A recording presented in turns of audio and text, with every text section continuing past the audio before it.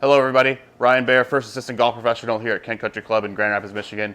Today I want to talk to you about the grip of the golf club and what we need to do to be ready for the golf season. When we start to look at golf grips, they will start to get worn down over time. I personally will recommend to re-grip your golf clubs every 6 months, do it on a semi-annual basis to make sure that we have the best equipment suited for our games to help us shoot those scores. So when we start to look at grips, they'll start to get worn down over time just through natural use. They're all made out of a rubber compound. Different materials that do wear down over time. So it's really important to start looking at new grips as it will start to wear on your hands. And we just want it to feel good in our hands as they can get really slippery and they can slip, causing manipulation of the club face throughout the swing.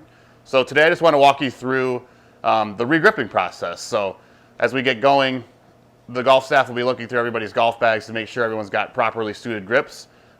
If you think that your golf clubs might need to be re-gripped, please stop by and see us. Part of storing your golf clubs here is the golf staff does take a look at the equipment and make sure everything is making sense, and we do make recommendations for the re-gripping process.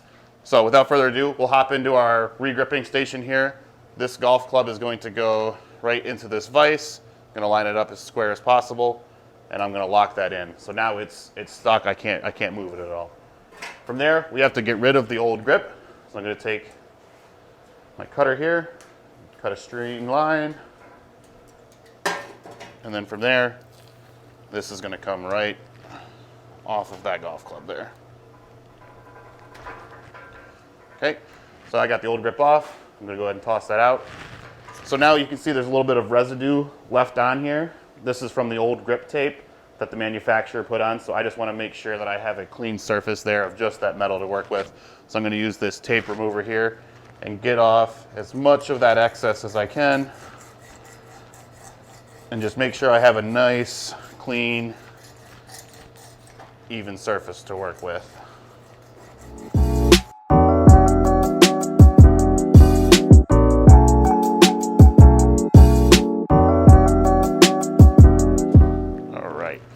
So now that I have a nice clean surface to work with here, we have to start working on how we're going to get this golf grip to stay on the golf club. And what that comes down to is what's called grip tape here. So this is two-sided tape. So I'm going to take the grip here. I'm going to measure out the length of the tape that I need. That just rips right off there. And then I need to measure where am I going to put this grip tape onto this golf club. So then I put the grip back on there again, kind of measure right where I need to be. That piece adheres right onto the shaft, and then I very carefully wrap it around and make sure I don't have any creases or gaps in my grip tape. Most of the time we'll have a little bit of excess here on the end, so we just wrap that, and that'll just go right into the butt end of the club. All right, now that I have my grip tape installed onto my golf club, we need to find a way to get this golf grip to be installed under the shaft of the golf club here. So with the two-sided tape, that adhesive is going to stick to the inside of this grip and act as a bonding agent for this grip to stick onto the golf club. But to get it on, we need to add a little bit of this grip solvent right here. And this will act as an agent to let this golf grip slide right on. So as you can see, I put the grip solvent into the grip.